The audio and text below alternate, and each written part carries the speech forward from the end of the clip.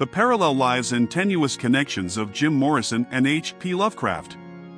Despite working in different mediums and eras, Lovecraft's literary contributions and Morrison's musical expressions share striking commonalities in terms of their creative styles, philosophical themes, and influence on contemporary culture. Both artists had very traumatic childhoods. Lovecraft suffered from night terrors and was surrounded by death as numerous family members passed away when he was very young. There is also unsubstantiated rumor that his mother had wanted a daughter and dressed him like a girl for the first years of his life. He lived with his aunts who he had a very uneasy relationship with. Morrison came from a family with a military background and it was a very abusive household. In an interview with The Guardian, Doors guitarist Robbie Krieger stated, "I think Jim had some real mental issues, manic depression or whatever. Whenever the press would ask about his family, he would say that they were dead. His mom was weird. She was very bossy. But he was fixated on her." Growing up, both Lovecraft and Morrison were shy teens, considered the weird kids, and wanted nothing more than to be poets. Their paths would lead in very different directions.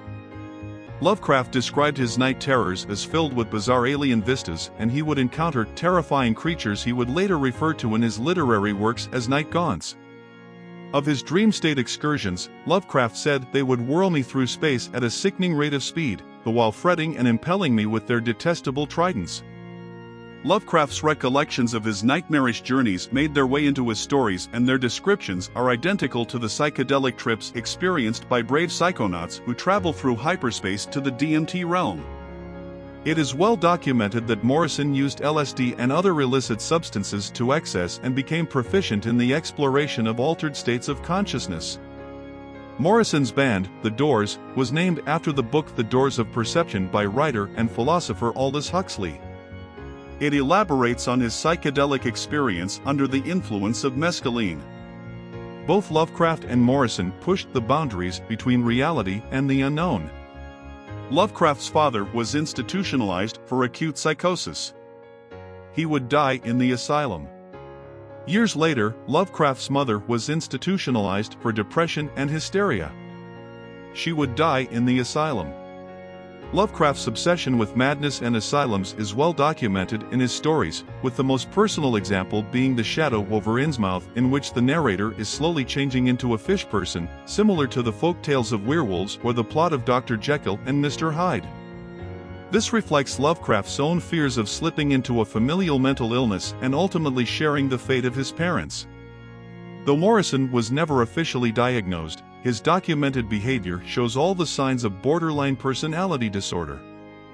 Impulsive and risky behavior, self-injury and awareness of destructive behavior, wild mood swings, bouts of anxiety and depression, difficulty controlling emotions, etc. Lovecraft had a fear of doctors, and though he was never diagnosed with any mental maladies, his behavior also pointed to some type of personality disorder, manifested in paranoia and extreme xenophobia, which presented itself to his peers simply as racist rants. In The Call of Cthulhu, Lovecraft describes the madness which is engulfing the world. Scientific men were little more affected, though 4 cases of vague description suggest fugitive glimpses of strange landscapes, and in one case there is mentioned a dread of something abnormal.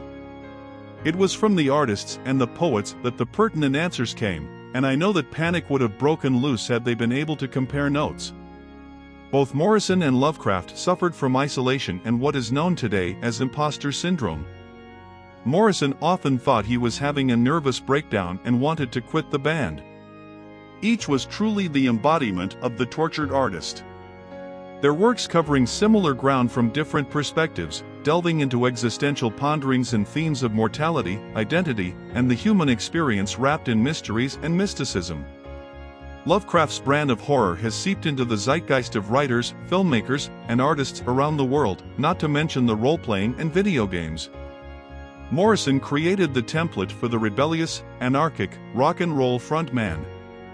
And both met their final end too early. These 2 American icons are the pillars on which the foundations of millions of future artists will build upon for millennia to come. Be sure to subscribe for more horror, occult, and Lovecraft madness.